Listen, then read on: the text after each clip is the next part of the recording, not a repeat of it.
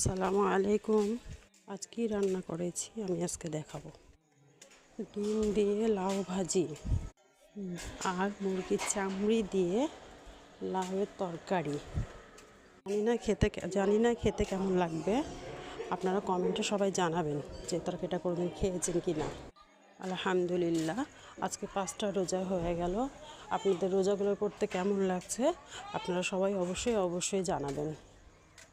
আলহামদুলিল্লাহ, আমার তো অনেক ভালো লাগছে রোজা করতে।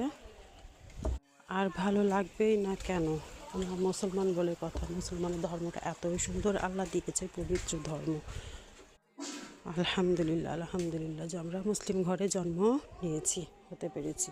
বেগুনি ভেজেছি, বেগুনি আজকে ফুলেনি, দুঃখিত। ধনিয়া পাতার চাটনি পেঁয়াজ দিয়ে খেতে কেমন লাগে? পাশের বাসার আন্টির গাছের পেঁপে আমাকে দিয়েছে।